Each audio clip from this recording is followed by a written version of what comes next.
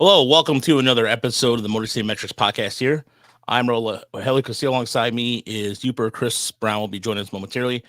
And you can find us on Apple Podcasts, Spotify, wherever you listen to podcasts, and over on X at MCM Baseball Pod. And we're now part of the Believe Network. So please make sure that you leave us a review. Let us know what you think of the show. It really goes a long way.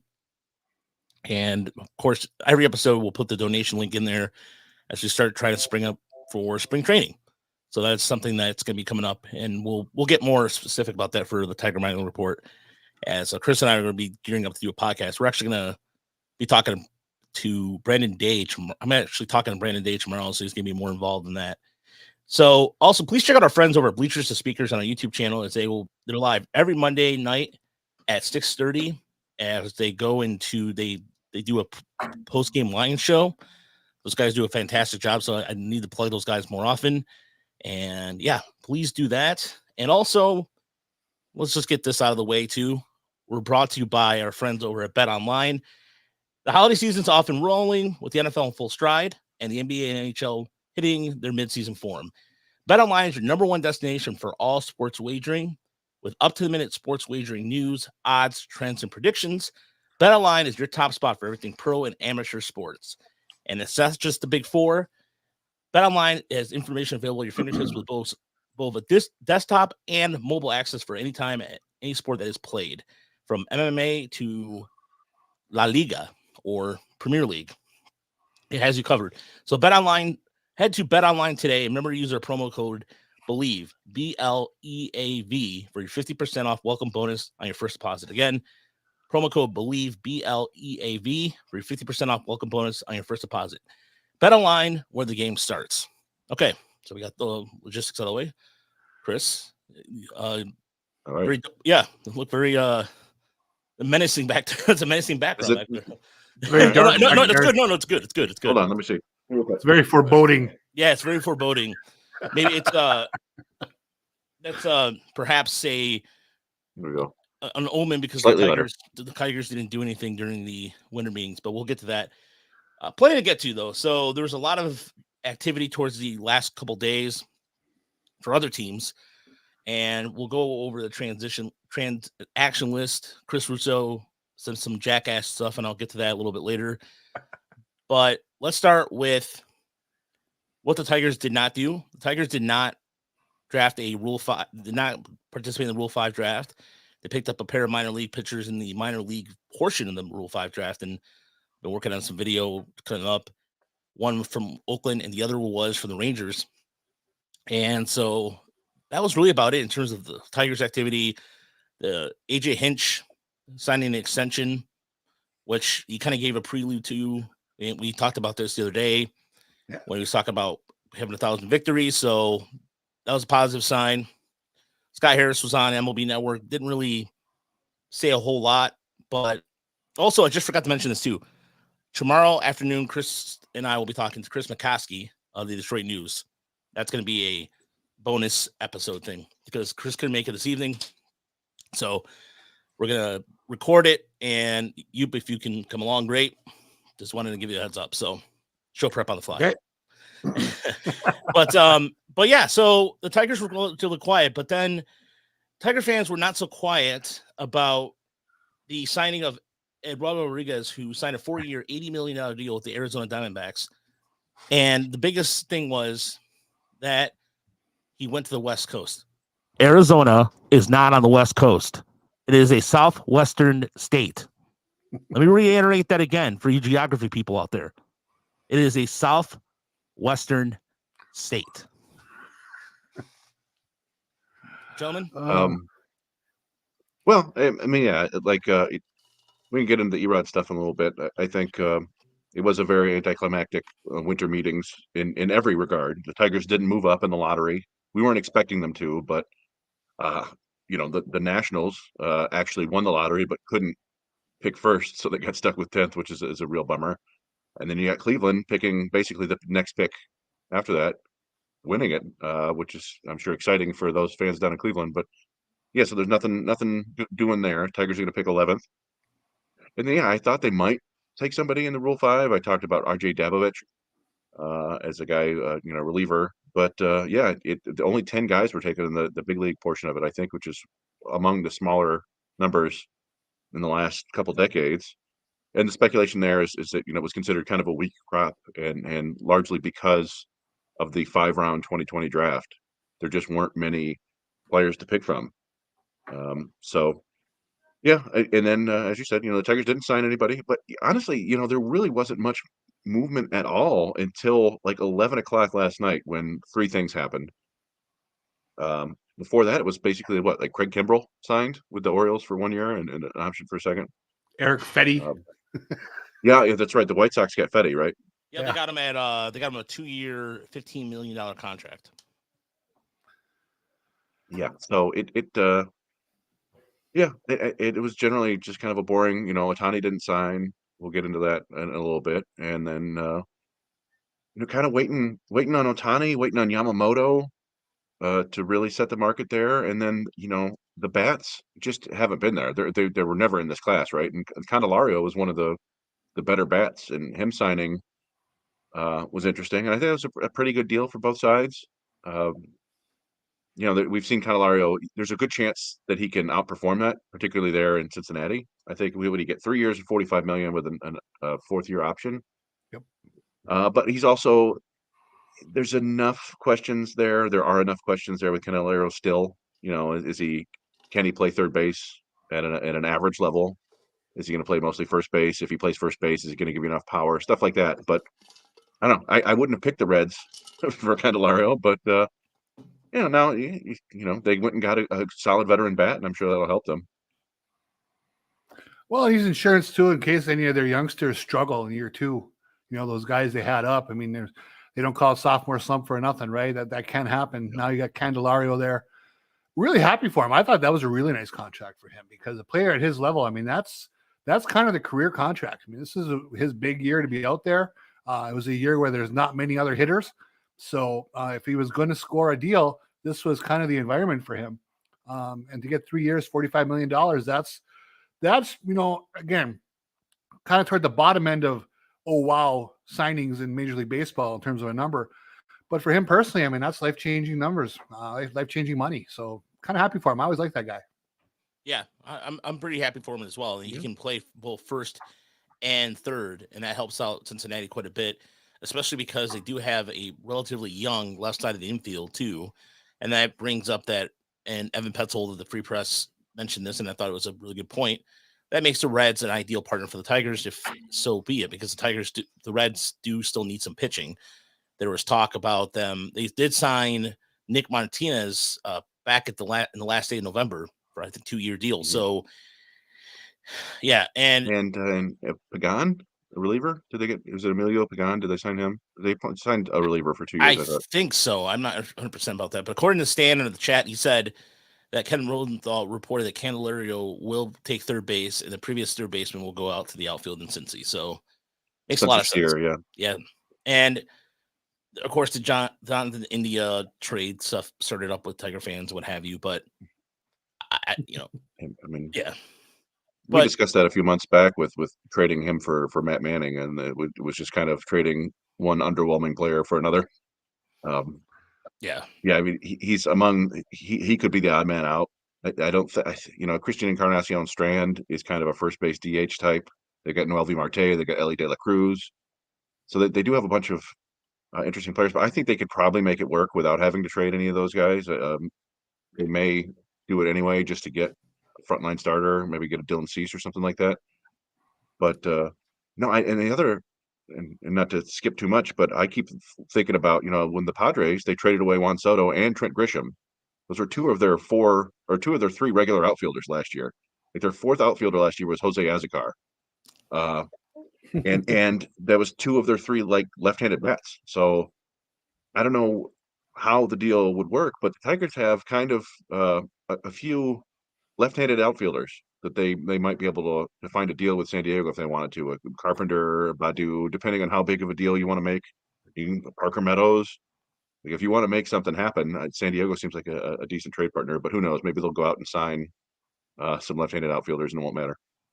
Yeah, it's interesting too because the Yankees acquired Soto in exchange for between the Michael King. Between the Red Sox trade, which they traded for Alex Verdugo, yep, in Boston, and so they gave up 3 pitchers there, and then they gave up Michael King, Johnny Brito, Randy Vasquez, and Drew Tharp.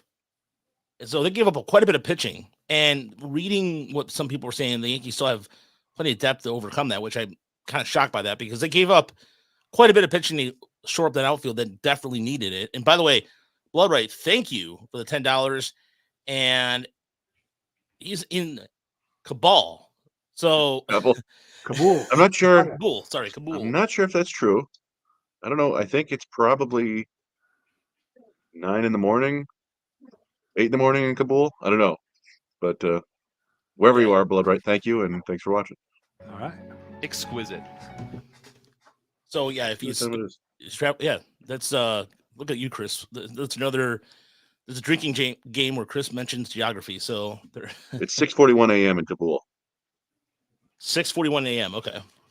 Now he's got the morning watch over there. Yeah.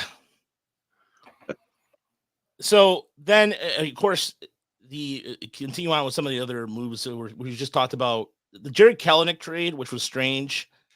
Then left-hander Marco Gonzalez, who went over, then got traded to Pittsburgh after that. The Braves get Jared Kelenic and Evan White in exchange for Jackson Huar and Cole Phillips. And then you find out it was a salary dump. That's basically what it was. Yeah. Yeah, there were some unfortunate reports coming out of Seattle that relating to the TV deal that was causing Seattle maybe some issues. I don't know, man. I was kind of optimistic that they were trying to shed a little bit of money to try to go out and sign guys, and maybe they still will, but maybe they had to do that. Maybe they couldn't add any salary, which sucks, and it feels like that may be coming for several teams this year. Yeah, and so that's something to consider. Maybe that's why perhaps the lack of activity. But then you see this is the part here that there's 2 sides to every coin on this. But I present to you, ladies and gentlemen, one Mr. Chris Russo, who is a common. We've had him on our board. That to me. Say that to anybody. Say it to somebody. Dead. This is the garbage you give me.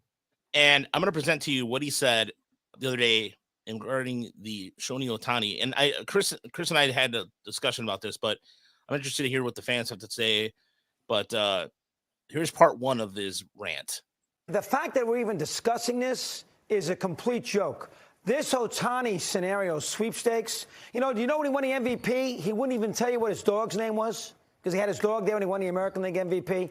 Anybody who pays Ohtani $600 million needs their heads examined anyway. He's not going to pitch next year. He's a DH. And tell me this with Ohtani. How many times were the Angels in a pennant race in the middle of September? They won 73 games last year. He missed the last 25 games, cleared out his locker room, did not even tell you what's going on, and left the team. So anybody who goes out there and gives him $600 million needs their freaking head examined. Let's get that going here first. And what is the big secret? Geez, he's a free agent. He's talked to 6 teams. Giants, he was in Dunedin with the Blue Jays. Obviously, Roberts does that. I mean, the Cubs are in the mix. The Angels. Well, what is this, the atomic bomb? Okay, so that's the first part of that. And I just found, so first and foremost, I added the graphics. First and foremost, if you're that upset that he didn't mention his dog name, why do you care? Why do you care? I mean, I understand why Chris Russo does what he does. The drive engagement, I get it. But I'm just again, but the atomic bomb thing. You realize there was an atomic bomb that was dropped in Japan. Yeah. Ugh, unbelievable. It would be interesting, number one, to find out what demographic they think Chris Russo is bringing in. What focus group says, yeah, more of that? I can tell you, my friend's 72-year-old dad, saw him for the first time a couple of years ago. Is like, hey, I like that guy a lot. He tells it like it is. I'm like, okay. All right, there you go. Here's the thing, though. Like, obviously, that's a ridiculous rant, and Shohei Ohtani is worth however many hundreds of millions of dollars you can give him, and not just in on the field and off the field, right? Off the field, But absolutely. I do agree with him slightly that the weird secrecy and like all free agency has some secrecy to it, but like the talk about like, hey, if anything leaks, that team's going to be punished for it or not considered. It's like that's all very silly to me. Like I understand that maybe there's some sort of weird cultural difference about honor or whatever, not offending people, but still, like you're a professional athlete, you're like the most famous athlete in the world. Play this up. It's baseball. Yeah. Like Well, LeBron James had a TV show for his, and yeah. Shohei Ohtani's like hiding. It's just the difference between the sports, but it's kind of annoying to me. Yeah, this is the second part of that too, where he mentions this. Away at the winter meetings, where he's required to talk to the media. They ask him a question, Roberts gives him the right answer, and then the GM throws him out by himself. That's a joke. This Ohtani thing is the biggest waste of time I've ever seen in my life. If you go spend $600 million for this guy, you need your head examined. He has never played a big game in September, and the Angels stink. One player doesn't win. And the idea that we have to treat this as the peace talks in Tehran in World War II is ridiculous. It's when Stalin and Roosevelt and Churchill got together, it drives me absolutely crazy. Look, all right, that part, I agree with you, Chris. Yes, all that is silly. That is very silly. And Yooper, I want to get your thoughts on this in a second. I get that this whole entire scenario of what he's doing is weird and strange, but come on, he had a 10-war season. Is it Ohtani's fault that the Angels stink? No, but you don't have Ohtani. That team is now watchable. That team I posted the injury list on there for a reason. That team sucks without him. So what do you got to look forward to? Mike Trout beat up and bruised up. This guy's doing this. I mean, I don't believe I have to say this, but a 10-war season, he hit 44 home runs, had an OPS plus of 184. And also, before he got shut down for pitching wise, I mean,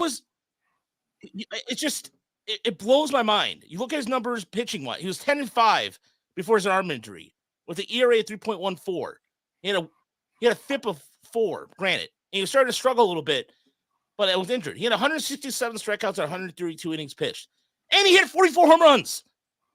Shut up. You're so out of touch. What kind of dumbass thing is that to say? He's not worth $600 million. Enough with the value. Why do you care? It's not your damn money. I mean, the secrecy stuff, again, yes, this is all weird. But what he's doing and what Ohtani has done has not been done since Babe Ruth. Babe Ruth! Babe Ruth And he played against what, 8 teams? And he's doing this against all the teams in baseball? Get the bleep out of here, man. Like, oh, God, just, and I imagine... you're looking at God, Stephen A. Smith just sitting there going, and he had to sit there. I know, Larry. I'm calm down. I'm sorry. I'm sorry, but it's been a hell of a month around here. Okay, so I apologize. There's good news. My wife doesn't have cancer, so that's great. I'm excited about that. There's a lot of great stuff, but I don't understand. How does this jackass get a effing job because of his past in New York? And I can't get one freelance effing gig out there. Get bleeped, dude. Go ahead. Well, I mean, yeah, there's a bunch to talk about there. I think you touched on it. The most absurd part of the argument, nested in layers like a blooming onion of absurd arguments, is he hasn't played a big game in his in his life. Do you guys want to remind me who pitched the final inning of the World Baseball Classic this year? I believe it was a 3-2 game. The biggest, that'd be Mr. Ohtani. Struck out Mike Trout to end the game. He's pitched in plenty of big games. The Angels. It's not his fault. The Angels suck, as Rod said. We've talked many times about Artie Moreno and the morass over there. And you're just thinking about it. Like Shohei Ohtani, I think we may have touched on it. May have had the single greatest day any baseball player's ever had this year in Detroit. Yep. When he was a one-hit shutout, I think, and then came and hit 2 home runs the next game in a doubleheader. Everybody knows he's very good. So what happens is you go against that, and people talk about it. That's just the way it works. Yeah, and it's always so mind-numbing to people want to save the owner's money, right? I mean, whose pocket should money go into? Shohei Ohtani or some guy who owns the Dodgers? Give me a break. Ohtani will probably justify any contract he gets. I mean, there's going to be so much outside money coming, especially through Japan. It will pay for itself very likely. I do wonder, with his arm issues, if someone could be, and if they would be open to it, I don't know. Could you pay him a flat rate, let's say $40 million a year to be a hitter, right? And can they pay him whatever, $750,000 every time he takes the mound for a start? Would that be a fair contract for a team? I don't know if that's doable. It might be pie in the sky thinking. But I do worry, this is the second big arm issue since he came over. And he's turning 30. I do wonder where his pitching goes. I think he's going to be a good hitter for a long time. He's an incredible base runner. I don't think that's going to stop for several years. He's going to be worth a lot of money. But I just wonder if you could put some incentives on the pitching. Sometimes just certain things have a calming effect over you. And your rationale thinking and some of the visuals that I've seen help out with that calming effect. And you're right. I mean, it is, you think about it from I like to call it the Tampa Bay rule of when your pitcher approaches 30, that you don't touch him or you trade him or what have you. So I understand on that part where he might not be worth the $600 million in that aspect alone. But the bat is real. Yep. And if he doesn't pitch, I mean, you're going to sit there and tell me he's an over-glorified DH. He can play first base. He's athletic enough. Or whatever the case is. But when he was in Japan, sorry to interrupt. When he was in Japan, he was thought of as a plus outfielder, wasn't he? Yeah. He's incredibly fast too. That's one thing that I think he had 15, 16 steals when he went on an injured list. I mean, you're still talking about arm stuff there, but yeah, if he had to stop pitching, he would probably be no worse than average in right field while still hitting. Who knows? He might hit 50 home runs. I mean, he was on pace for 50 this year, right? So yeah, just a remarkable player. Deserves every cent that he's going to get. So does Juan Soto. I guess just yelling and screaming about it is never going to get old, right? Ty Cobb used to yell about the young players getting too much money. It's basically an old man yelling at cloud. And the reason why I get so fired up about it is because I'm just sick of seeing it. I'm sick of seeing it because admittedly, it's a lot of frustration on my part, my rant. But at the same time, as a fan, but even as a writer for a moment, let me take off my fan hat here. And let me put on, I don't have a writer's hat because, you need a fedora. I do have wait, I do have a writer's hat. Hang on. Hold on, wait. All right. I think that was an M logo. He should have just put it upside down. It would have been a W. There you go.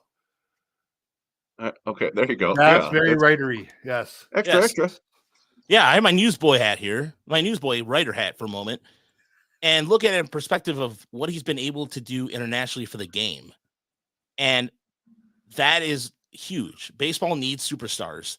People know Ohtani, just say Ohtani, they know it. And it's a name. It's a name that it's synonymous with awesomeness and what he's able to do. So as a writer, you have to appreciate that because in a sport that sometimes is struggling with popularity, what he did is incredible.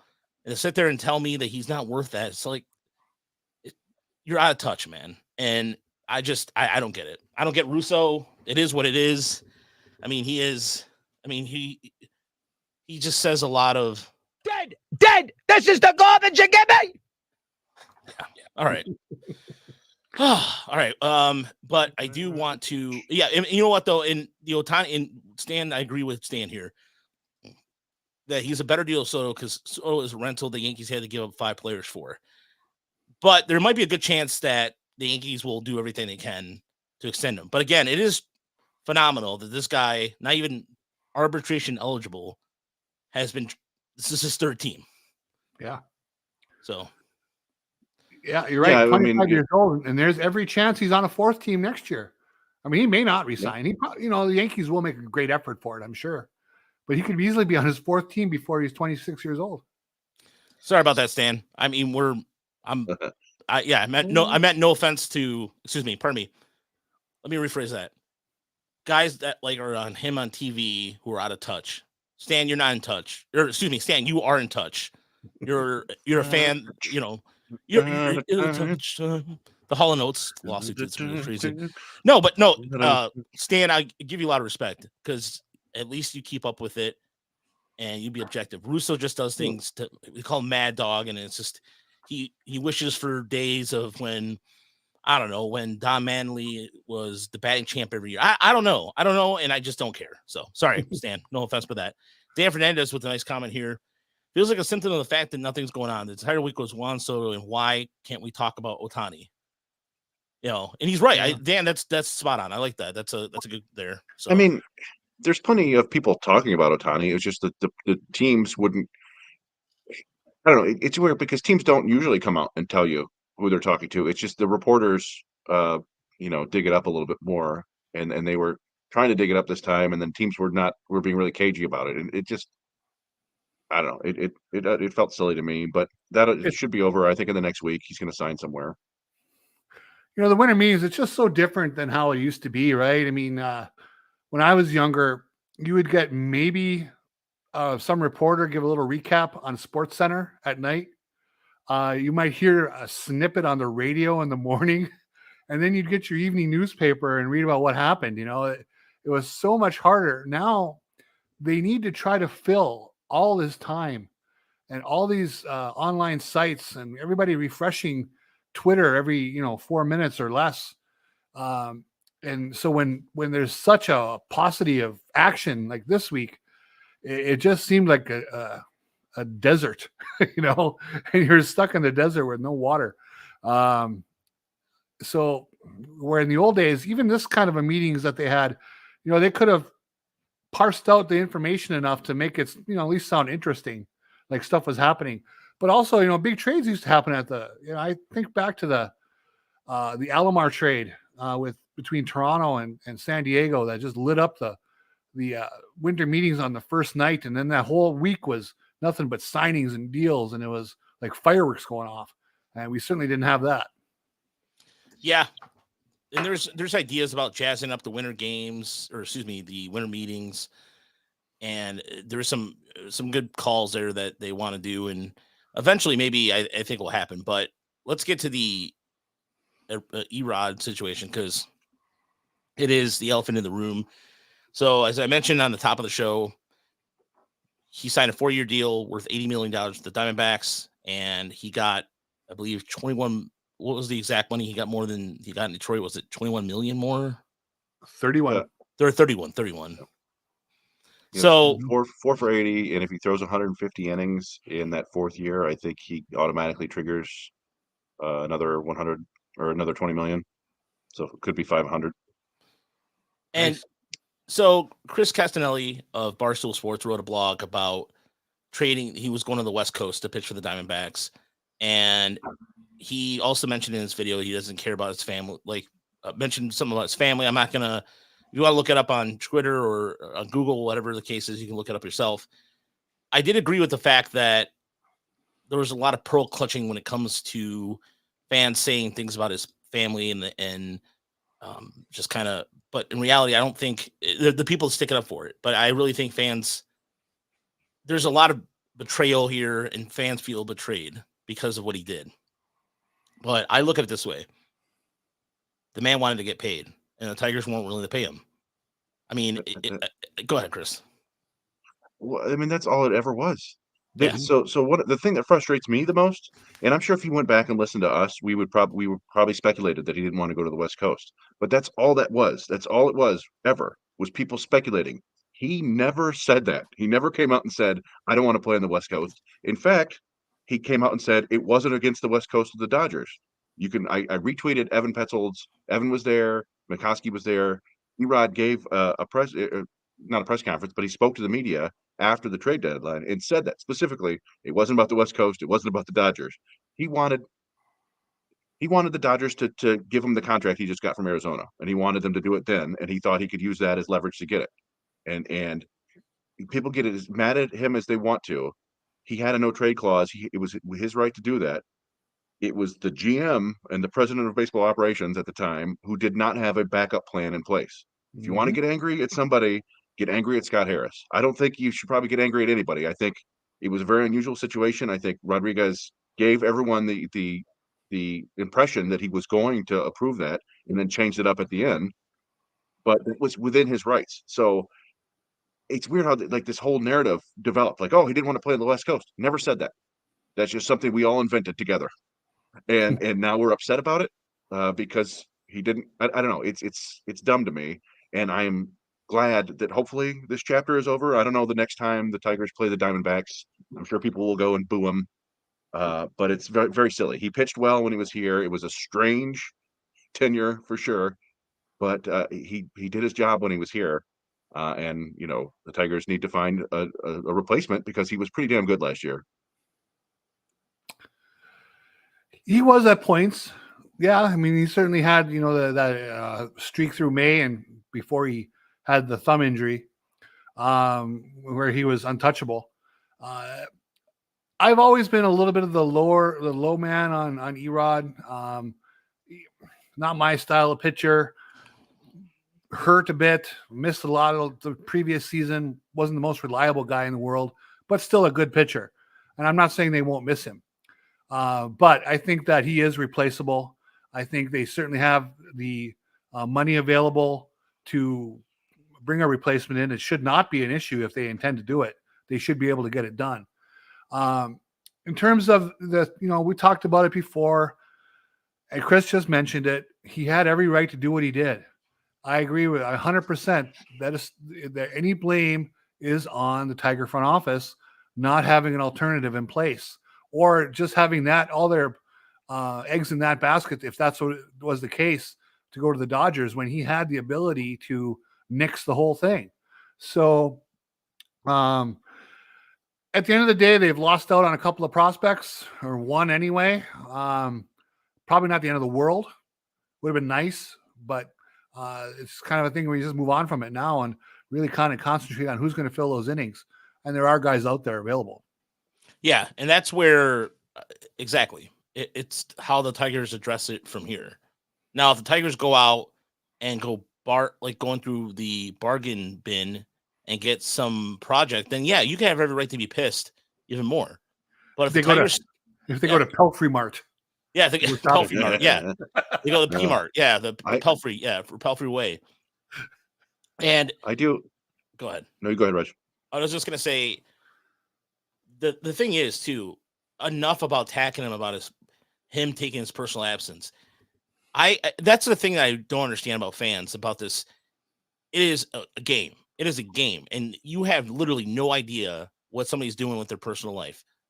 I mean, it would be like somebody if I attacked a fan when they're being a drunk idiot, or whatever the case is. Whatever he was going on, he didn't handle it well. I don't think he handled it well. There's parts of it that's fine, but enough of that. Let that go. That happened last year. It's enough. And by the way, I didn't even know Mike Pelfrey was still pitching. Wow, No, somebody said he had he's not. I think that's that's a joke. Nice. Larry's having fun. Yeah, that's one. But there's options out there for pitching. It's now up to the Harris to see what he does, and if he doesn't fill the void with somebody of significance, say a lefty out of Japan that we like, or Yamamoto or whatever. I mean, Yamamoto, I think he's going to go to New York, either the Mets or the Yankees personally, or I think the Giants might have a strong case too. Whatever happens, It is what Harris does from here. That is it. There's no ifs, ands, or buts about it. Erod, he's going to a contender. The Diamondbacks were originally part of his no trade clause, but they got to the World Series last year on a rotation that really was just very top heavy. So he goes to a team that did well. Kudos. Yeah, I think that's a good move for him. That's an up and coming young team. Definitely need another starter, like as you mentioned, behind Gallen. I mean, they did. I think they did a bullpen start in every series, didn't they? Yeah. This fall. So they certainly a guy like him, if he can stay healthy, in that ballpark, should be fine. Yeah, and so Larry asked the question. He said, "Is $20 million the going rate for a number 4 starter like Erod?" I consider Erod more of a number 3. Number 4 starters are more like Maeda, Kyle Gibson, who they're getting 12, 13 million a year basically. And yeah, I think the number 3 cost 3-4 starters are. We know last year I think Jameson Taillon got 4 years and 68 million, I think, which is 17 a year. Taijuan Walker got 4 and 76, I want to say. And Chris Bassett got 3 and 63. He was getting 21 million a year. And all those guys have not been as good as Eduardo Rodriguez, at least by WAR, over the last 3 or 4 years. So I do think it's about the going rate. I think there's a chance the Diamondbacks actually even got a bit of a bargain. We'll see. I mean, it could look really ugly by the end of that contract, or he might. He's not a guy who depends on overpowering people. It's really more about location and movement, and guys like that can make it last for a little bit longer, but it's always iffy. Dallas Keuchel was kind of a guy like that, and then the velocity dropped like 2 miles an hour, and that was it. So yeah, I don't know. I thought it was a solid deal for Arizona, and good for Eduardo Rodriguez, and hopefully we don't have to talk about it ever again. I'd rather not fun. talk about it anymore. Yeah. It is what it is, and that's it. But please do your homework on geography. Arizona is a southwestern state. Okay, it's true. Every map says it. There's nothing about a wet coast. The coast means it's bordering water. Arizona is not bordered by water. Maybe once the big earthquake from just because it's Demolition on the Man same happens. time zone doesn't mean it's a West Coast area. I mean, I love Chris, but some of the other people who are going off on rants, some of the stuff on Twitter or X, all whatever, based on a false premise. Ridiculous. Stop it. But I mean, I'm telling people to stop it. They're not going to stop anyways, obviously. But whatever. It's just, if you're taking a geography class, just do yourself a favor. Just do that. But I like what Dan said here, and I think this could be the case too, because it makes a lot of sense. Somebody mentioned Dylan Cease. Mike Doyle mentioned it on the chat. I think what's going to happen is, depending on what happens in the next couple days here, which I think we're probably going to see a couple signings here, pitching wise, with Yamamoto. Once the smoke clears on that, then you're going to see where Dylan Cease will end up going. And I think that they're just waiting for. Yeah, they have to. I think they're just waiting to see what happens. But if the Tigers do not spend at least a significant, not saying it's, but as the like Dan just said, he's right. One domino falls, the rest will follow, and I think that's what's going to happen. We're going to see probably a fury of activity before Christmas. Happy Hanukkah, by the way, for anybody that was celebrating. Hanukkah started today, so Chinooka is Smokey Robinson. Smokey Robinson. What is Chinooka? What is Chinooka? Yeah. Yes, happy Hanukkah. I get the sense. I get the sense overall that the Tigers are not interested in adding a free agent bat. Maybe via trade down the road. Yeah. But the bats that are out there are just not enticing whatsoever. Like, there's nobody out there that is more exciting to me than Colt Keith. Right? Like, I think Colt Keith, and you don't want to put too much on a rookie, and who knows, they came out and said like, oh, he's not guaranteed playing time, which is, they have to say that. If we go into the season with like Ibanez and McKinstry and Vierling at second and third, that's a problem. But yeah, but I do think that they're actively involved in the Imanaga. I think we all talked about that a bunch a couple weeks ago, right? And I think they might be involved in any like Jordan Montgomery maybe level pitcher, but probably not Snell And then after that, if they don't get somebody like that, I think it's bargain bin time. They'll probably go get a Flaherty or a Sean Manaea or something like that and call it a day. I think they'll go out and get a reliever too. Yeah. But I don't expect a ton of movement. Now, if they get that pitching, then you might make that move where you trade a Manning or somebody for a bat. We talked before of Flores and Madden, some of the younger guys, Olsen, Gibson Long. They have some depth there where they could go out and possibly acquire a bat. But yeah, I don't think they're going to be terribly active overall. They are. I mean, Harris has mentioned it. Hinch has mentioned it that the young players are going to get playing time in the spring, and and the idea that Jace Young could start the year at third base is he hasn't spent any time in AAA, and so if it's true to what Harris has said, which is Toledo is the next step before they get to the major leagues, then you're not going to see him till probably maybe middle of the season if he does well or not. We don't know. So I think in Stan asked this question at the beginning of the podcast, who would the Tigers rather sign an old established free agent or second, third base blocking Colt Keith and Jace Young? I think Colt Keith has a good chance to, if you have a Banez still there as an option at second base, yeah, Colt Keith, he could potentially make the roster opening day. He has a good possibility. And as much as I don't want to agree with old BK here about Matt Verlaine being the third baseman, that's probably what's going to happen. But unless they can pull a trade and somehow get Joey Ortiz from Baltimore, which I don't know if that's ever going to happen, or something along those lines. But as far as the free agent market goes, I'd rather them not get a veteran because, I mean, Matt Chapman, we talked about this a couple days ago.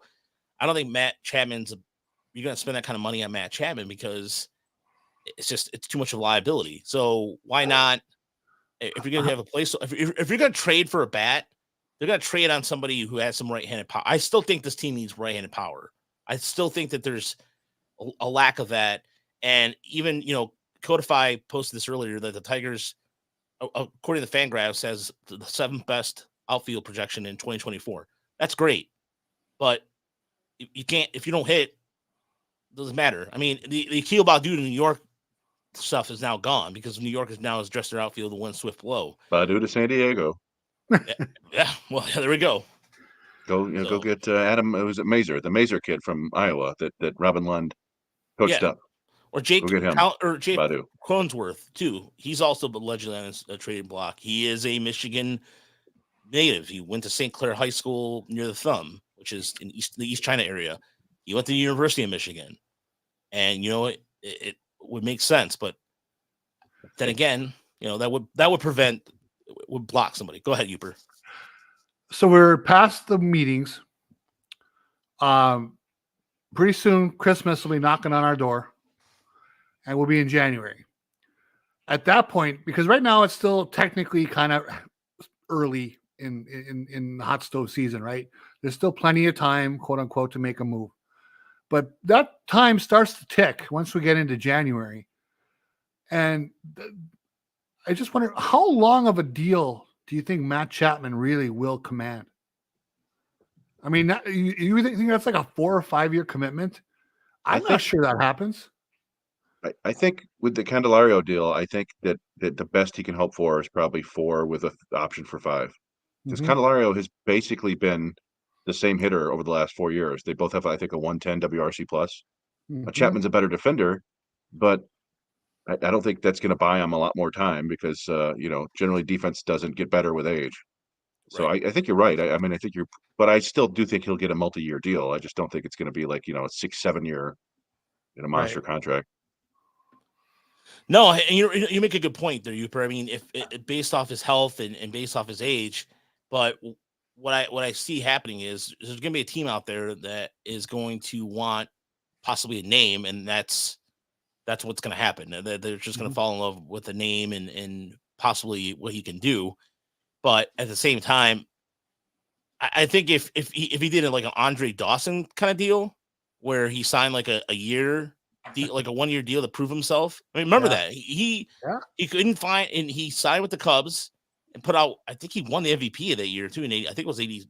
I think he won the 87. MVP. 87. Yeah, $500,000. Yeah, he bet on himself and he won. And keep in mind, he's coming. What? Go ahead, Chris. I'm sure Chris Russo loved that MVP on the last place Cubs team. Oh yeah. Oh yeah. A lot He of was big a hell of a at-bats that player. summer. Yeah. Yeah. That to me. Say that to anybody. Say just it to did. somebody. No, but he could bet on himself. Who knows? I don't. This market's been interesting so far, and yeah, as much as I would love to get Alex Berman, here, Berman, that'd be great. Houston's GM came out and said they're not trading him. Yeah, I mean, you take GM for whatever they say for a grain of salt, but I don't see why they would trade him. Yeah, I never saw the point of that.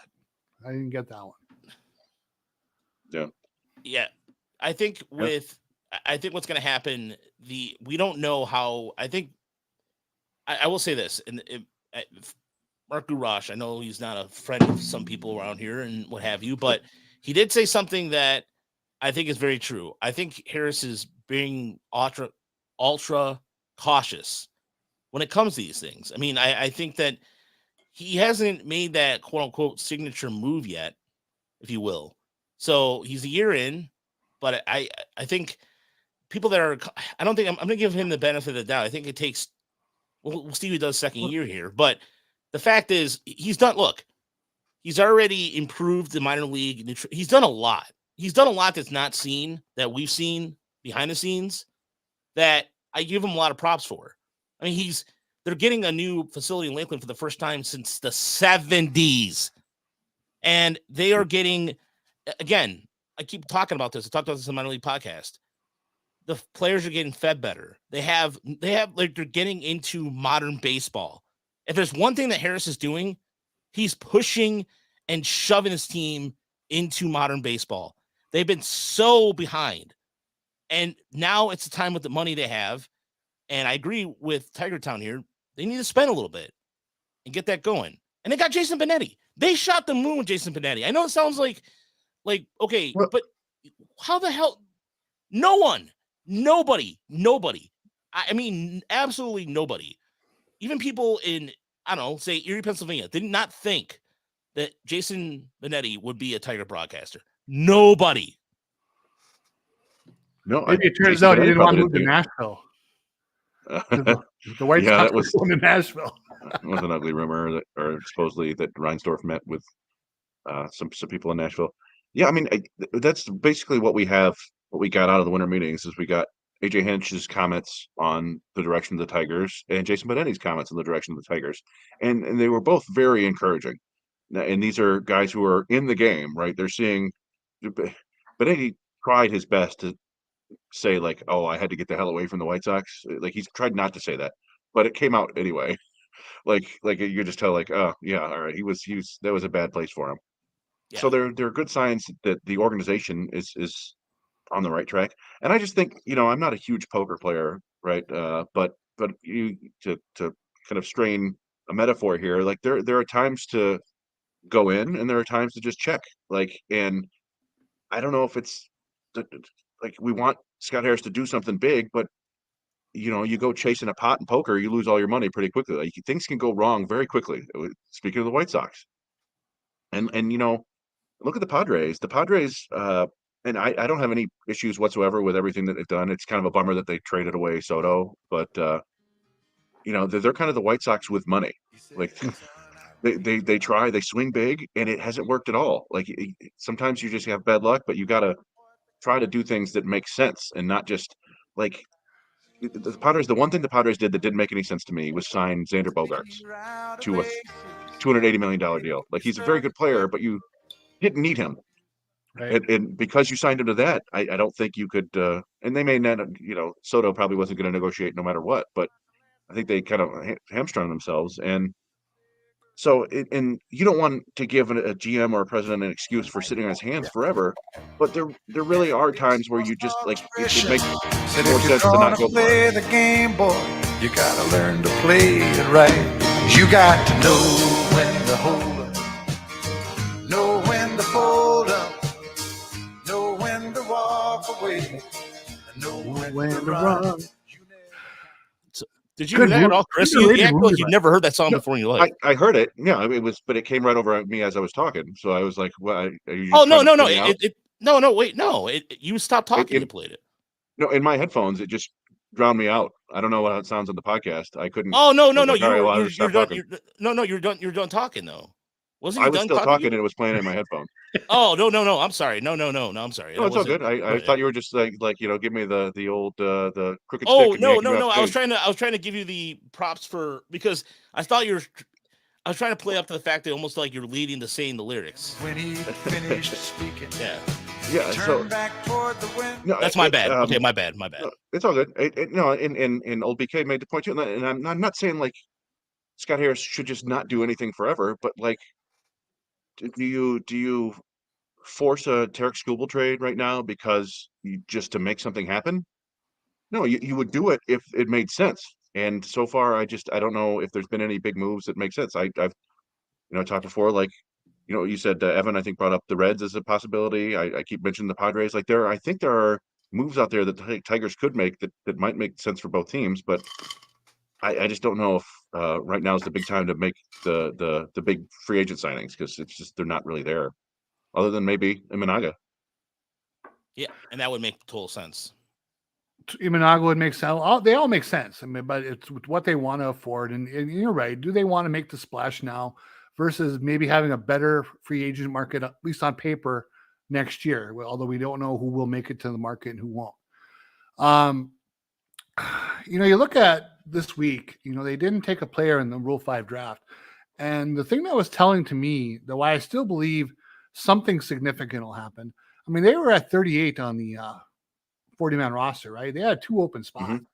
Mm-hmm. So either A, they didn't plan on taking anybody, or B, they had 1 or 2 guys they had some interest in and they were snapped up in the top 10 before they got to pick. Very possible either way. But now they have 2 spots open on their 40-man roster.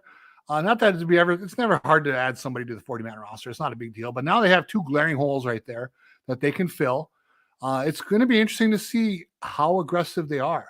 I mean, Roger was the first person I've heard bring up Montgomery to the Tigers. I mean, that would be amazing if they go that route. I would be very surprised because it's just the way Harris said they're not going to add to the core much. They're going to more so be complementary. That does worry me a little bit on what they're going to do here to try to compete next year. Yeah, and I Chris, to your point, if there's one thing that Harris has proven in the poker metaphor standpoint is he does have a poker face because no one saw the trade for Mark Canha. Uh-huh. Yeah, they didn't saw that. No one saw that coming. And talking to some of the beat writers, he hasn't given away anything. It's not like it was before where I remember, I'll never forget, I heard Al Avila explain the trade to somebody who was like sitting in the cafeteria in the press box. The Willie Castro trade? Yeah, the Willie Castro trade. Yeah, him explaining that. And it was just so bizarre because I'm sitting there eating my food, covering the game, and then he was sitting there justifying the reasons why. You're not going to see that. Somebody brought up, Brian Goff mentioned Yohan Moncada, and we had a question the other night, but I think the thing about Moncada is he struggles with the routine play defensively. And I think the White Sox are going to ask also for King's ransom with that too. But if you're going to, as far as teams going to compete for the best rotation in the AL Central, rather, Chicago/Nashville, because I'm sorry, I think Chicago's going to win Nashville the next couple of years. It just seems inevitable. I mean, you're where you play at too is one of the worst neighborhoods in the country. And I've never been there, so yes, it's a little, yeah. Yooper, I gotta ask you a question, or anybody in the chat too. What's worse, the South Side Chicago or Detroit? Well, I'll be honest. I grew up 10 hours from Detroit, 10 and a half, 11 hours from Detroit. I haven't been to Detroit, to be honest. People always say, you're a Tigers fan? Yeah, but I've never been to Detroit much, like 3 times. But the South Side of Chicago, the one time, actually twice I went to the stadium there. driving out of there, you don't want to stop. I mean, you keep going, and that sounds bad, but it's just the truth. If I could see Nashville. I mean, Nashville is a crown jewel in this country. People love it there. I can see, with the music industry and everything else, I can see them putting a nice little stadium either downtown or out by the Opryland, and where's being I pretty wonder amazing. where the current Nashville baseball stadium is. The one Sounds, with the yeah, Sounds. Yeah. the Sounds by way of Tiger affiliate for 2 seasons in the 80s. Oh, Yeah, fun fact. there you go. It's Nashville. Yeah, my bloop. Um, They're the South Side of Chicago. Yeah, there's no sales tax in Well- Tennessee. That's a good point to bring up too. No South Side stadium. Chicago. Yeah. I remember going to a game. I went to 2 games at Guaranteed Rate Field. The first game I went with a bunch of coworkers when I had an internship at a engineering company. This is when I was in college, and you get off on the red line. You go by Wrigley Field. You're going down the train. But you get on the red line. You're like, wow. There's 2 cops sitting in there, and there's a homeless guy, and there's a homeless guy just sitting there with his shorts all the way down practically. So, and it reeked so bad. The second time I was there, I was with my friends and I wore a Tigers jersey, didn't think anything of it. I'm walking up and I had White Sox fans, hey, Mhm.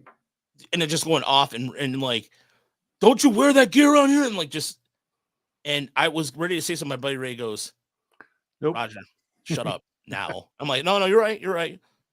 I didn't realize like the implications of it, but Brian says he has a story here about, I left the game. I was walking to the subway from Kaminsky. A cop picked me up and my friend up and gave us a ride. He told us we were crazy for walking to the subway. I can believe that. And Larry, you said Detroit. It depends on what part of Detroit too. I didn't really specify that part. If you're talking like Telegraph and like 6 Mile, that's pretty bad. I mean, there's some parts of Detroit that are just as bad as the south side of Chicago. So it really depends, Chris. I mean, you and I talked about this before.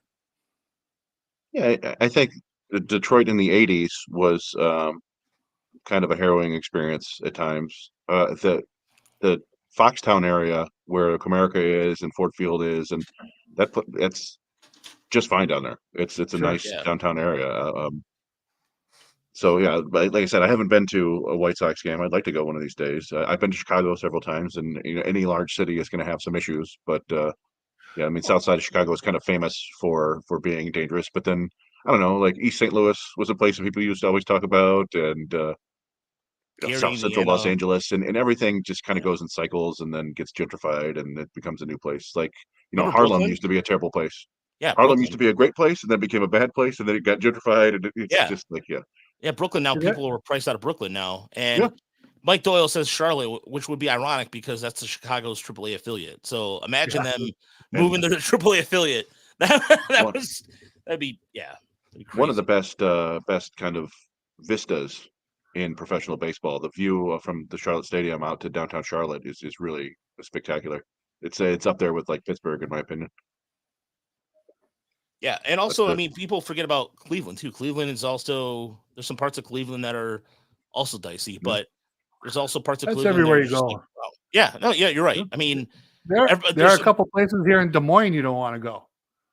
People don't think anything of Des Moines, but I'll tell you, there's a place downtown where my wife and I go all the time, but we never stay past 9 o'clock because there seems like there's a shooting down there after midnight.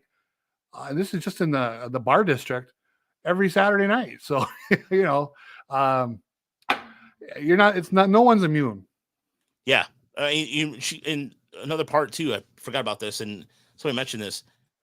Near where the Dodgers play isn't. And I remember that when I worked out there for work, where I saw a bunch of Dodger fans at the subway stop, or because you can go underneath, take the train underneath, like literally just degrading a Cardinals fan, waiting to get the hell home. So yeah, I mean, East Cleveland, as Brian mentioned, every big city has their batters, just don't go after 10 p.m. He's right. I mean, we leave Mud Hens games and go to a certain part of Toledo sometimes to get the chili cheese burritos that my wife requires. And it's not the best part of town. Like, it's we've been into Erie. There are parts of Erie that aren't, any city that has a sizable population, it's just unfortunately the way it is. So I don't know. Like, But Remember- old BK here says about not a great stadium in Chicago. That's a fact. That's a forget fact. about forget about the neighborhood. Who cares? The stadium itself is just a very antiseptic. Yeah, I was just gonna say steep. it feels very like a very concrete jungle like thing. It's not really. There's not much soul to it, unfortunately, as they were trying to capture the soul of Comiskey Park. One last thing about. I'm sorry. That was like the last stadium built before they started to really care about the aesthetics of the stadium, right? I think Oriole Park at Camden Yards came next, and that was all of a sudden immediately thought of as a jewel. But I think right before that, the new Comiskey was one that they just kind of threw up there with the same plans they built the Vet in Philadelphia or something. One last thing before we move on to some other baseball stuff. Chris, remember in Erie when we got out of that bar and there was that adult store and that weird art gallery? And it just seems so out of place.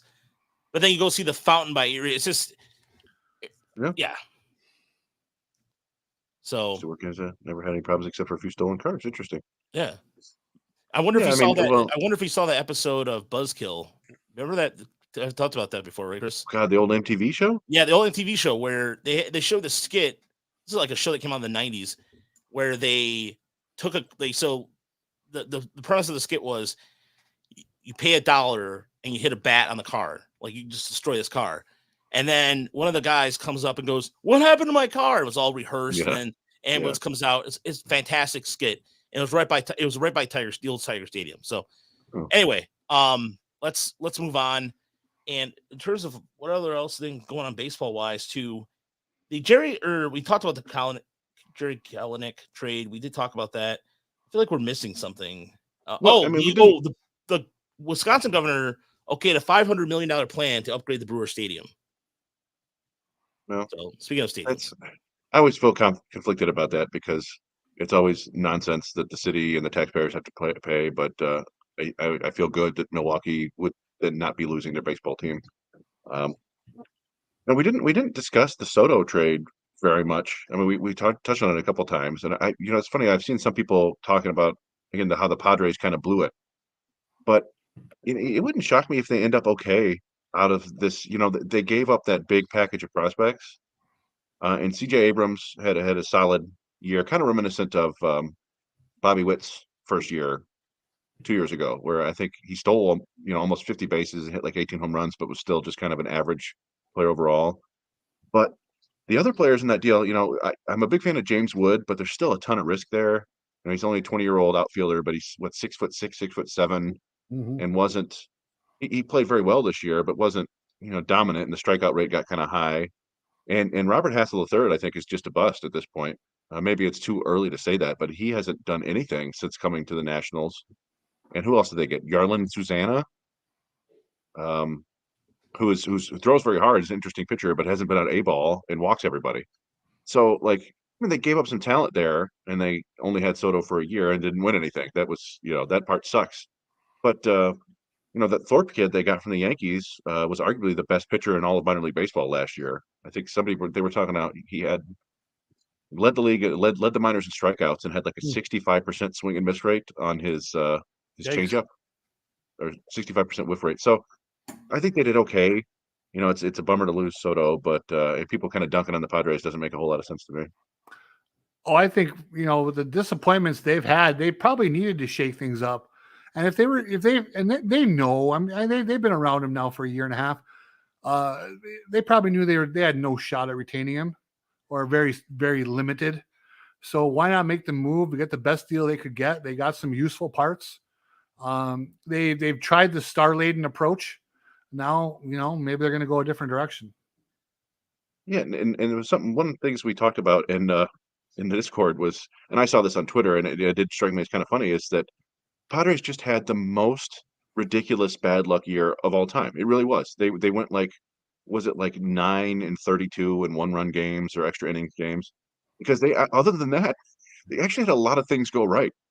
Snell won the Cy Young. We've discussed the quality of that Cy Young before, but then they also Seth Lugo and Michael Wacha were just kind of their versions of the Michael Lorenzen, right? And they ended up at the 99th percentile production that you could expect from a player like that. So they had a bunch of things go right. The rest of the season didn't go right, and So yeah, I agree with you. I think they needed to retool and figure something out. It does suck to trade away a generational player. And from the Yankees' perspective, good for them. They're getting an awesome hitter. I still like people are like, oh, who's going to beat the Yankees? It's like, well, okay, you've got 2.5 pitchers. Like they still need some starting pitching help, and then they'll probably go out and get it. But Garrett Cole's awesome. Carlos Rodon is very good when he's healthy. He was not healthy last year. He's been not healthy like 5 out of his 7 years in the majors. And then Nestor Cortez kind of came back to earth last year.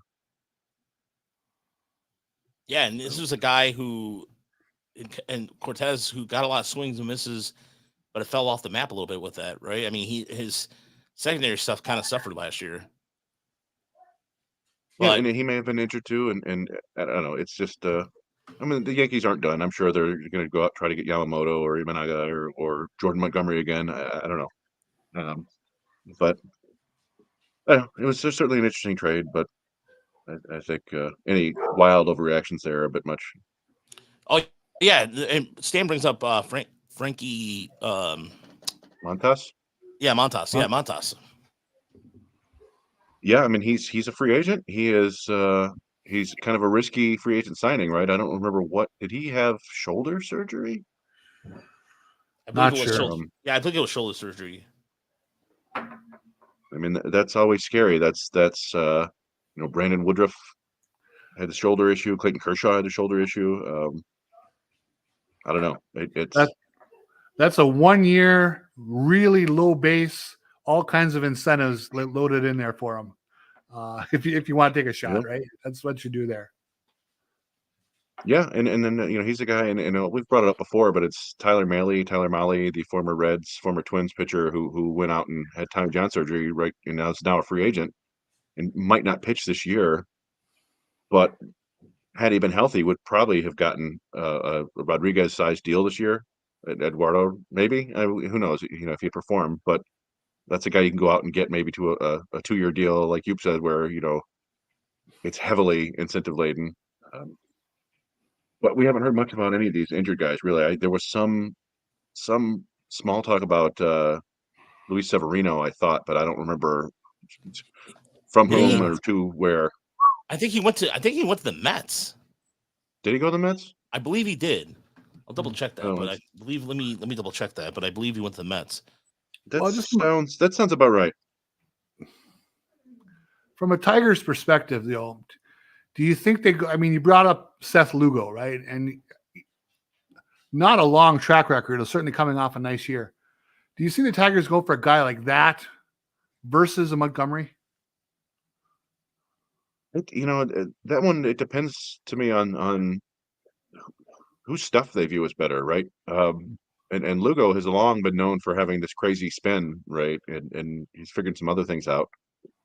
I don't know. Like, I never thought much of Jordan Montgomery, honestly, until this last year, where it was like, wow, he's pitching really well and very consistently. And it's, again, that's neither of those guys are high ceiling players, but that's some veteran presence. And his longer track record, I think, as a starter, right, makes him a little more attractive to some people. Montgomery? Yeah. I mean, Lugo has largely worked out of the bullpen, and that was kind of the revelation this year. I think he started some when he was younger with the Mets, but we see that all the time, right? Where guys just figure out how to pitch later on. That's generally the case with these guys who come back from Japan and Korea, as they went over there and learned how to pitch. So I mean, I wouldn't be mad at a Montgomery signing, but it's the devil's in the details as usual. Yeah, it's going to be. I think what's going to happen here in the next couple of weeks, once like I said, I predict. I think within the next week or two, the Tigers, once all the dominoes start falling, as Don said earlier, I think we'll start seeing some activity. As far as what Detroit does after that, I mean, in terms of getting a bat or a third baseman, I just don't. Mike Doyle. There you go. Jackson Holliday. Jackson Holliday. Did you see the videos going around of Matt Holliday, Jackson Holliday, and his younger brother Ethan hitting home runs? Ethan's going to be the number 1 pick probably next year in 2025. Wow. Yeah, that's pretty fun. So if Tigers want to tank some more or win the lottery. Targ Skubal and what for Jackson Holliday? What do you got? Yeah, I mean, I don't know. I mean, like, Put it this way, if that was you have straight up, Jackson, somebody did that on Twitter the other day. Just put that out there for fun, right? My answer to that was straight up. If that was a straight up deal, the Tigers should do that in a heartbeat. I mean, not I even would think so too. I don't think the Orioles would do that when you've got No, I agree. a kid who he just turned 20 and made it up to AAA and hits like crazy. Probably going to stick at shortstop. Might have to move to third, but yeah, I mean he's top 5 prospect in baseball. But I He's mean one of the things people say is and we were talking, the Sound Shop studio there. Oh, there's Max Clark. Said we don't want to block any young prospects equals. We're just going to play the AAA team in the big leagues. I'll just argue that there's a little bit different. Like last year, the guys that they were giving playing time to were Nick Maton and Matt Vierling, right? And those were never highly touted prospects. They were mid-20s guys who had some skills and they thought maybe they could get something out of them. Colt Keith is a top 25 prospect in baseball. They don't always work out, but I think you make room for a guy like that unless you're the Orioles, right? And you have a top 25 guy replaced by a top 10 guy or something. Well, there's something to be said if they start the year, if they bring in no major veteran bats, okay, and they plug in Malloy and they plug in Keith and they intend to have Young there by 4th of July, right? Yeah. There's something to be said starting those young guys and letting them play and see how the young guys progress through the year and are they ready in the second half to help the team make a push if the division's down? It makes me think of the Green Bay Packers and the youngest roster in the NFL and how they started 2-5 with all of those young players. And they've started to kind of, they've won 4 of their last 5. They're looking for Wrong! those young players have kind of coalesced and they're moving forward. Maybe the Tigers can emulate that. I'm just happy that the Packers finally got lucky with a quarterback. They've had such a hard time finding a quarterback over the last 25 years. Three. And the Lions haven't developed one in 50 effing years. Get out of here, man. Yeah. Okay. We got to get off football. I couldn't. That was. But that is legitimately, though, that is the way the Tigers could go, right? Because they're not going to make the big move. There's no massive free agent talent out there. We debate Matt Chapman, and we know that that's a limited thing. I mean, he's probably not going to turn the whole thing around, right?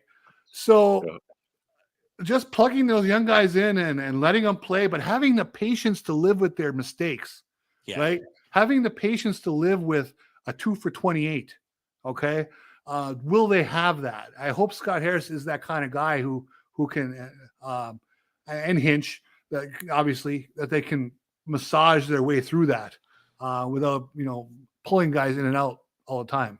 I will say this. I mean, we saw that with Parker Meadows. Parker Meadows struggled, and they hung with him. That's and a good point. And he ended the season well. So it happens. Yeah, and with apologies to guys like Ryan Kreidler and Andre Lipsius, right? Like they're not leaving room for them. Those are guys. They're quality baseball players. They might help you as in a bench role, utility role. The ceiling on Malloy and Keith is much considerably higher, and I think you give those guys opportunities.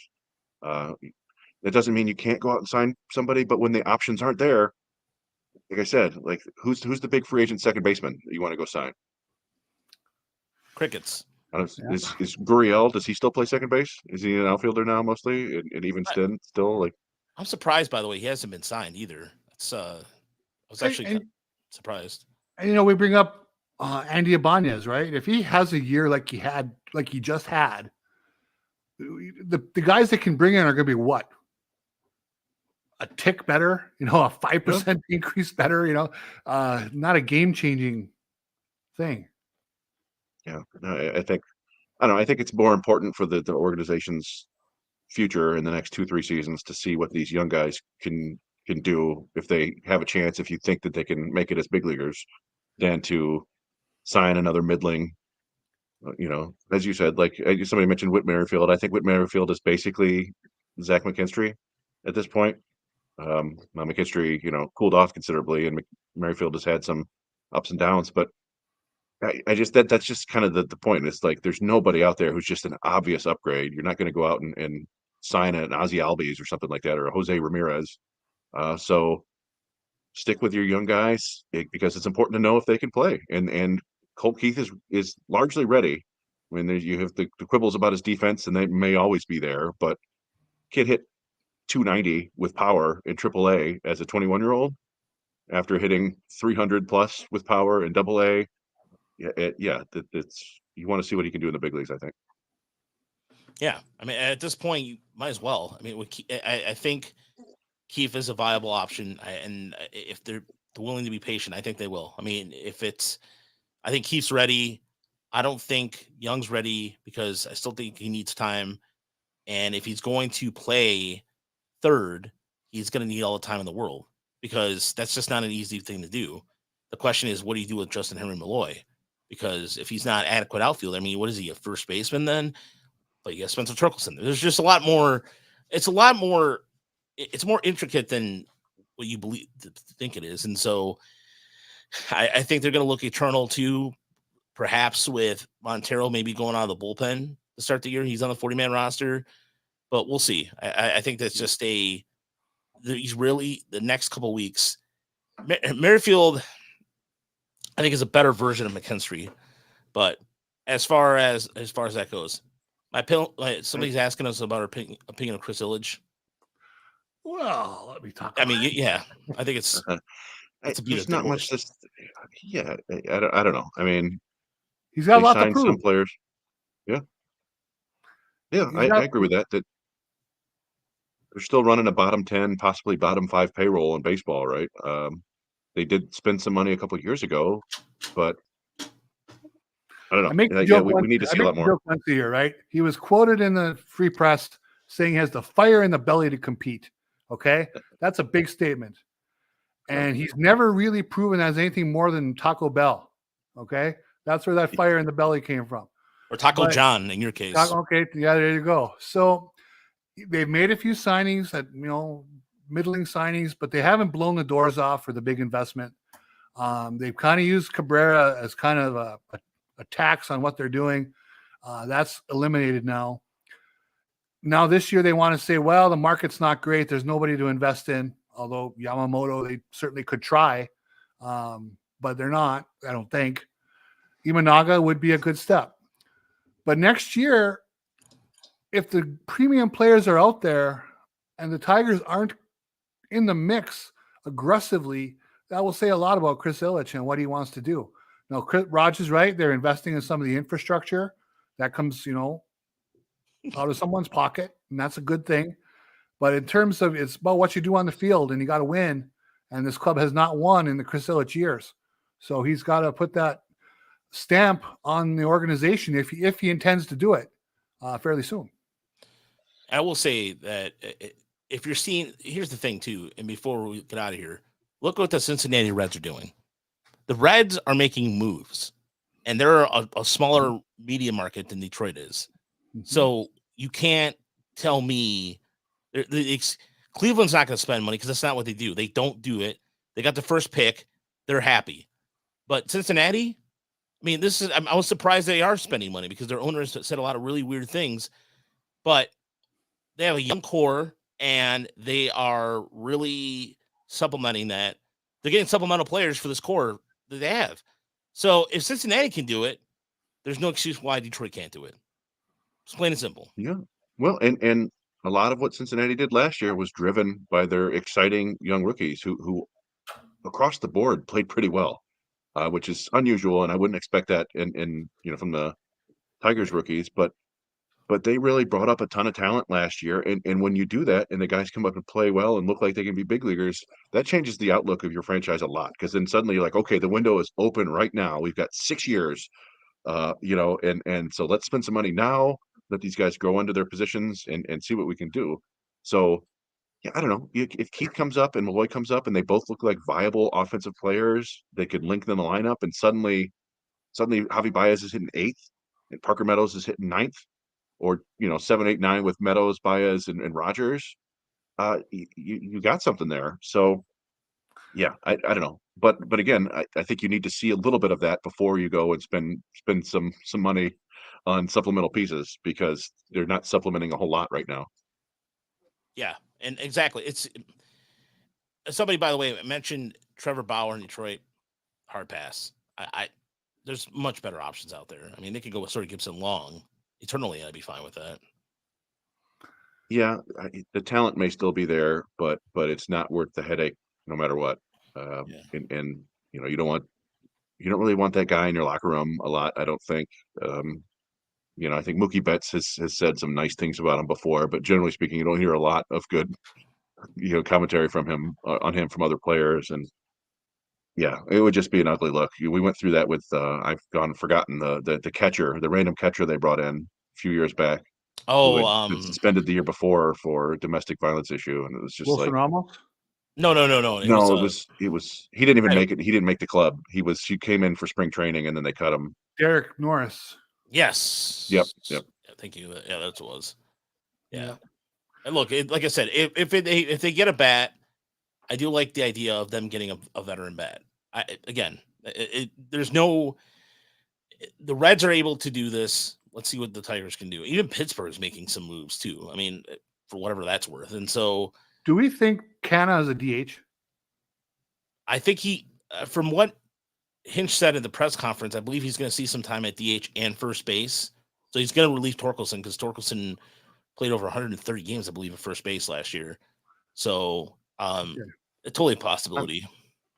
I'm expecting him to see the majority of his time in left field, maybe right field, and then some DH in first base. I don't think third base is an option. A 0% chance JD Martinez could be a Tiger. No, I don't think it's a 0% chance. I think you'd have to make some moves there. But yeah, if you want to bring JD and have him be your permanent DH, and you got an outfield of I don't know, Canna, Green, and Meadows, Carpenter. I don't know. Like what Carpenter plays. Yeah, that's interesting. I don't know. But I just wonder because JD, I mean, I watched him a lot last year, and there's still 25 homers in that bat. I mean, the guy's still swinging a good bat. Would he come back to Detroit? It was a question. I don't know. But it might not be a fit now. It's hard to say. It's funny. I just mentioned Sawyer Gibson Long, and he was at a Red Wings game. Oh, is that his fault that they? I don't know if you saw this. I was following along in the Discord. There was a 6-goal flurry. 6 goals scored between the two teams in 3 minutes and 1 second. Jeez. It was the second fastest 6-goal ever. The Red Wings were up 4-0 and lost 6-5 in overtime to, I believe, the worst team in the NHL. Yeah. So, but at one point, by the way, the Sharks, Chris Illich property. Here's an interesting stat about the Sharks, by the way. At one point, their goal differential was worse than their expansion year in 1991. Yeah, that was big. Yeah. I remember that they were in the first edition of the EA NHL hockey game. That was huge to be able to play with them before they had actually played a game, I think. Yeah, and that was my first starter jacket. Was a San Jose Sharks jacket. It's still one of my favorite logos, and I need to get some gear for that. But at any rate, I would love to see what the Tigers will. Like I said, we'll keep you posted if anything happens next couple days or so. We're going to have Chris McCoskey on tomorrow. It's not going to be live. It's going to be pre-recorded. But we'll be dropping that around 3 p.m.-ish or so, 4 p.m. on the channel. So Chris will thank you for and he, who knows, if he says, hey, I can't because something's breaking, then you'll know. But we're going to be talking to him. We're going to be recording it around 2:00, and they'll be dropping it here. And we'll get his thoughts about the winter meetings. We'll get his earliest baseball memory because I'd be interested to hear McCoskey's earliest baseball memory. And I got to know a little more this year, and he's been nothing but a great, just mentor kind of person. So, and by the way, it also completes the trilogy of having every beat writer from every. We have MM Live. We've had Freep. Oh wait, have we had Freep? No. Let's see. We had somebody from the Freep, but in the before we did visual podcasts, I don't know if we didn't have Fennec on, did we? We may have had Fennec on on a roundtable. Yeah, yes, we did. You know what? No. Wait. Do we have Fennec on? I thought we did in the roundtable we did at Cave, but maybe I'm wrong. Yeah, no, you're right. Okay, we did have Fennec on. We did have him on for a minute. So yeah, no, you're right. We did have, but yeah, that's right. If for anybody out there that remembers us from 2016 or 2015, before we started doing video podcasts, like Yooper is the original OG, then let us know. But again, thank you so much for checking us out. We appreciate it, and we'll be back next week. And if the Tigers again, hopefully there's some sort of activity, we hope, and it will probably be the last show before the holidays, and then we'll be back in the new year. So again, I just think it's just going to be that we'll keep an eye on everything, of course. And please check out all the shows on the Believe Network. And this whole show has been brought to you, well, partially brought to you by BetOnline. Use the promo code BELIEVE, BLEAV, for your 50% off. So until next week, or until the Tigers make a move, have a good night, everybody, and enjoy your weekend.